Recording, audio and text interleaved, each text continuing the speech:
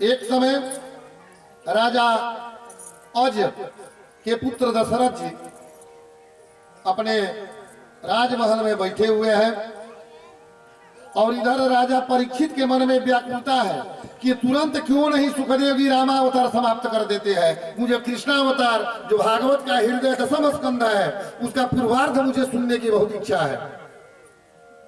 तो ये बात सुखदेव जी भी समझ जाते हैं, इसीलिए 10वें अध्याय में दोनों वंशों का वर्णन है, पुरुवंश और रघुवंश का।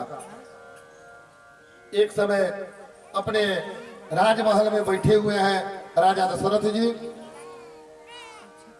अब कोई विद्वान कहते हैं कि दर्पण में अपने कान के ऊपर सफेद बाल को दे करके आगे की कथा में आएगी, क्योंकि पूरा रामचरितमानस के राम का चरित्र ही जो है बहुत जल्दी भागवत में आया है। एक समय इनके मन में हुआ कि मुझे संतान नहीं है। एक समय, इसके पहले यहाँ पर विद्वान लोग अर्थ 2-2-3-3 को लगाते हैं कि एक बार वो इंद्रासन में गए थे, देवताओं का सभा चल रही थी।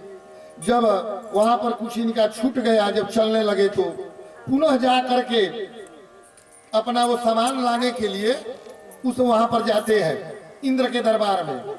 तो देखते क्या है कि जिस आसन पर मैं बैठा हूं वो आसन को धोया जा रहा है।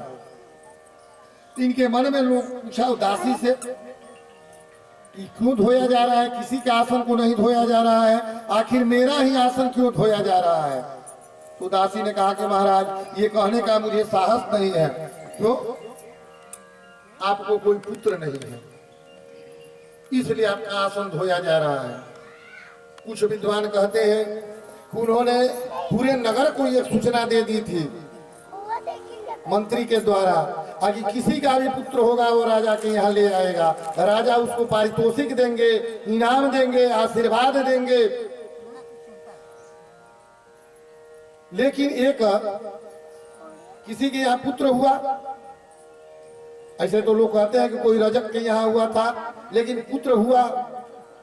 सेनापति सेना राजा के सिपाही मांगने के लिए गए और जा करके कि सुनो, अरे राज्य का नियम है कि जिसको पुत्र होगा वो अपना पुत्र राजा जी को देगा और राजा जी ही नामकरण करेंगे,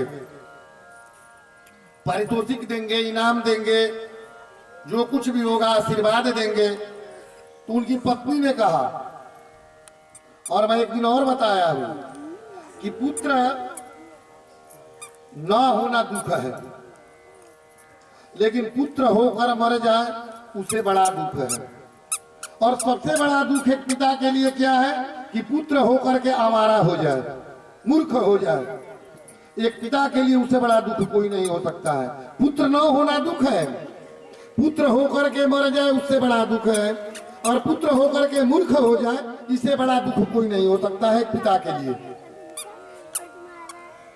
वो कहता है कि नहीं नहीं, उनकी पत्नी कहती है कि नहीं मैं नहीं दूंगी, क्योंकि तो आपके राजा के संतान नहीं है, नियम बना है कि सबको देना है। वो कहती है अपने पति के सामने कि नियम बना है तो भी मैं उस निस्तानी के हाथ में अपने पुत्र का हाथ नहीं दूंगी। राजा ज्यादा से ज्यादा क्या करेंगे, नगर से निकाल देंगे। ये कबूल है, मैं नगर छोड़ दूंगी, लेकिन उनके हाथ में अपने पुत्र को नहीं दूंगी। सिपाही आकर के यही बात कह देता है कि महाराज एक इनके यहाँ पुत्र हुआ है। जब हम लोग मांगने गए तो बोला, और उनकी पत्नी भी बोली कि मैं नहीं दूंगी, उनको संतान नहीं है। राजा को बड़ा कष्ट हुआ। तो जब जब राजाओं पर कष्ट हुआ है तब तक उनको गुरु याद पड़े हैं। उसी दरबार में, उसी राज्य में वशिष्ठ जी बहुत पहले से थे, कभी ये बात उनसे जा करके नहीं कहे हैं। और आज जब इनको कष्ट हुआ तो बिना रथ, बिना जूता, ये सब दौड़ करके और अपने गुरु वशिष्ठ जी के पास पहुंचते हैं और गुरु वशिष्ठ जी से कहते हैं, और कैसे कहते हैं कि गुरु गृह गयऊ तुरत महिपाला चरण लागी कर विनय विशाला, उनके चरण में गिर गए। आज तक प्रणाम करते थे और आज जब ये समस्या आई तो जाकर के चरण में गिर गए और उनके चरण को पकड़ करके कहते हैं कि हे गुरुदेव, अब मैं जिंदा रहने का अधिकारी नहीं हूं। अभी तक तो मैं सबको समझता था कि राज्य की सभी प्रजा के जो पुत्र हैं वो मेरे पुत्र हैं, लेकिन आज इस प्रकार की घटना घटी, मैं आत्महत्या कर लूंगा। वशिष्ठ जी ने कहा कि ऐसा मत करो, अरे तुमको पुत्र होगा, मैं कहता हूं कि तुम्हें एक नहीं 4-4 पुत्र होंगे। तुम एक पुत्रेष्टि यज्ञ करो और उस यज्ञ का आचार्य श्रृंगी ऋषि को बनाओ, मैं आचार्य नहीं करूंगा। और इसी इंतजार में वशिष्ठ जी इनके मनुए के वर्ष पुरोहिती कर्म कर रहे हैं कि भगवान का अवतार इस खानदान में होगा और मैं उनका पुरोहित बनूंगा। अब जो है यज्ञ का शुभ मुहूर्त आ गया, यज्ञ की रचना हो गई, यज्ञ प्रारंभ भी हो गया। अग्निदेव हविष लेकर के, खीर लेकर के उत्पन्न हुए और कहे कि हे राजन, आप अपनी रानियों को जो है ये खीर तीनों को खिला दीजिए, क्योंकि इस खीर में आशीर्वाद है और ऋषि संत महात्माओं का त्याग और तपस्या और आशीर्वाद दोनों है। वो खीर लेकर के जाते हैं।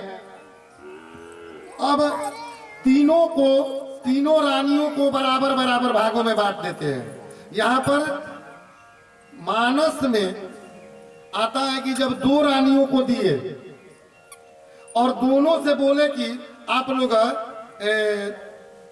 केकई को अपने अपने तरफ से आधा आधा दे दो, और कोई विद्वान कहते हैं कि नहीं, जो मानस पीयूष कहता है कि तीनों को बराबर दिए और कैकई के जो है एक चिन्ह ने लेकर के खीर भाग गया, तो दोनों रानियों ने आधा आधा अपना अपना दे दिया। खैर जो भी हो, तीनों रानियां गर्भवती हो गई। वो समय भी आ गया, चैत का महीना आ गया। चैत के महीना आने पर वो तिथि, नवमी तिथि भी आ गई, वो शुक्ल पक्ष आ गया, चैत्र महीना आ गया, बसंत ऋतु आ गए। अरे जहाँ भगवान का अवतार होगा वहां पर प्रकृति के जितने भी सुंदर सुंदर चीज है, फसलों में अन्न आ गया था, चैत में फलों में सुगंध आ गया था, शीतल मंद सुगंध हवाएं बह रही थी, वो भी समय आ गया। दिन के 12 बज रहे थे जब भगवान का अवतार लेना था। नवमी तिथि मधुमास पुनीता, शुक्ल पक्ष अभिजित हरि प्रेता। सिया राम सिया राम जय जय राम, राम सिया राम सिया राम जय जय राम। मोक्ष दिवस यति शीतल धामा, पावन काल लोक विश्राम। सिया राम सिया राम जय जय राम, राम सिया राम सिया राम जय जय राम। शीतल मंद सुरभि बहबाओ, हरषित सुरसा तन मन चाहो। सिया राम जय जय राम, सिया राम जय जय राम। सभी संयोग वहां पर जुट रहे हैं। भगवान के अवतार के जितने भी शुभ चीज है सब जुट रहे हैं। फूलों से देवता लोग वहां से फूल बरसाने लगे। बरसता ही सुमन सुअंजलि साधी, गह गही गगन दुदुभे बाजे। सिया राम सिया राम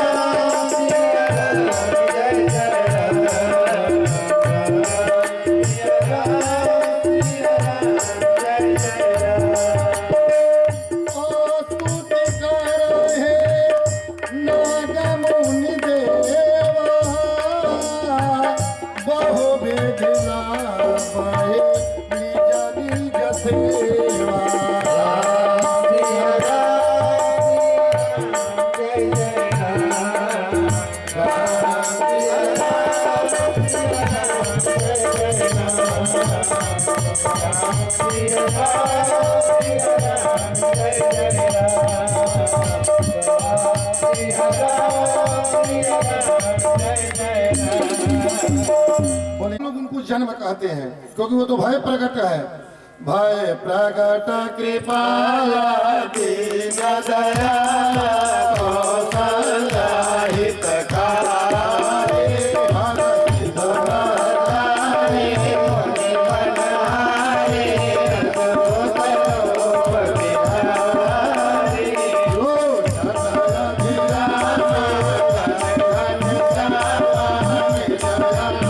जो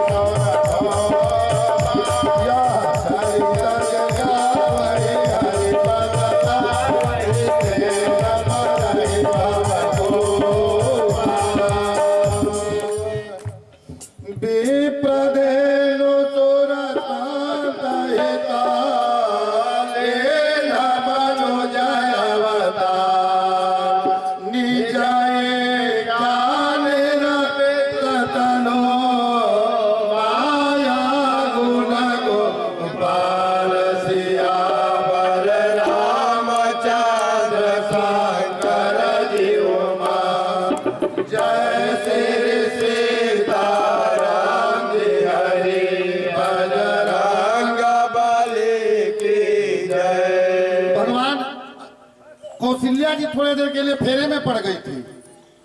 एक 4 हाथ का किसी का बच्चा हो जाए तो उसकी माता कितना फेर में पड़ जाएगी। 4 हाथ हो जो हाथ में चक्र सुदर्शन लेकर के कोई खड़ा हो जाए और किसी को 2 हाथ का बेटा होता है तो खुशी होती है, और किसी के घर में 4 हाथ वाला हो जाए तो उसके घर में रोवन पड़ जाएगा। तो कौशल्या जी लगी रोने और हाथ जोड़कर कहती है कि प्रभु कीजिए शिशु लीला, जिसे सबके घर के बच्चे रोते हैं लीला करते हैं उस प्रकार से आप हो जाइए। ये 4 हाथ होठ वाला कुछ सब हटाइए। तो भगवान 4 हाथ छोड़ करके शिशु लीला करने लगे, रोने लगे। चारों तरफ ये राजा के यहाँ खबर गया कि हे राजन आपको पुत्र हुआ है। तब तक कैकेयी के महल से भी कोई आकर के कह रही है हे राजन कैकेयी जी को भी लड़का हुआ है, सुमित्रा जी को भी लड़का हुआ है। राजा इतना लुटा रहे हैं कि लूटने वाला कह रहा है कि भैया यहीं से लेकर के चले जाओ, कितना हम लेकर के अपने घर जाएंगे। उधर